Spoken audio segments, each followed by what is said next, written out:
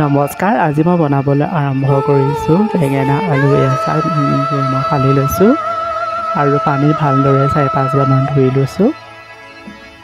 আপোনালোকে এনেকৈ ল'ব। এয়া মই দাইলত মধুসোলেং, মৰিচা শাক আৰু লগতে মাটিকান্দুৰী পাত কেইটামানো দিছোঁ আৰু এনেকৈ মিক্স কৰি দালি টেঙা আঞ্জাকণ বনালে খুব ভাল লাগে, খাবলৈ খুব সোৱাদ হয়। এয়া মই এনেকৈ দি গৈছোঁ অলপ অলপকৈ মধুসোলেং, মৰিচা শাক আৰু মাটিকান্দুৰী। এয়া মই দিছোঁ নিমখ জোখমতে। এয়া মোৰ দাইলৰ টেঙা আঞ্জাৰ লাহে লাহে মোৰ হৈয়ে আহিছে আৰু মই তেল মাৰোঁতেই মই হালধি, পিঁয়াজ, নহৰু আদি সম্পূৰ্ণ দিয়া হৈছে।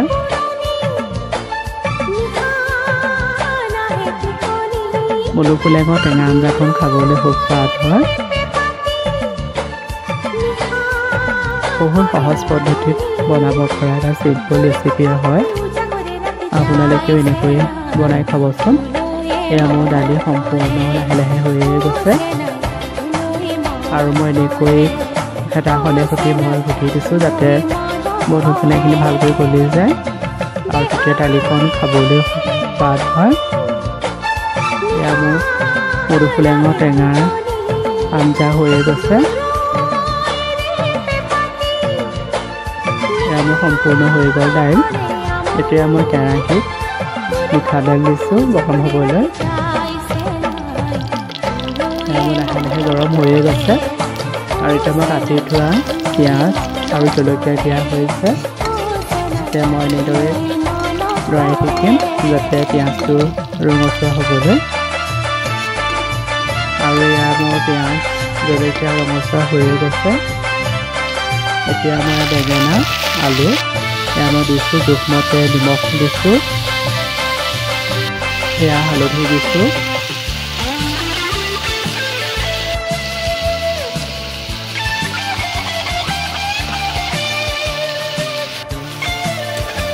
এয়া মই এনেকৈ মিক্স কৰি মই লৰাই যাম সিজিবৰ বাবে। বেঙেনা আলু এনেকৈ তেলত ফ্ৰাই কৰি খালে খুব ভাল লাগে, খাবলৈ খুব সোৱাদ হয়। এয়া মোৰ বেঙেনা আলু ভাজি লাহে লাহে হৈয়ে গৈছে।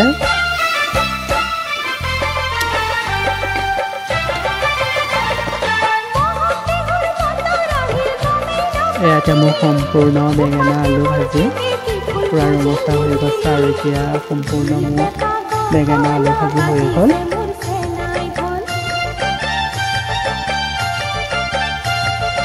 এয়া মোৰ সম্পূৰ্ণ এতিয়া ৰেডি। খাবলৈ মই এয়া বাঢ়ি লৈছোঁ ভাত আৰু এয়া জলকীয়া 3 বাটি জলকীয়া হয় আৰু মধুসোলেঙৰ সেয়া টেঙাৰ দালি আঞ্জা।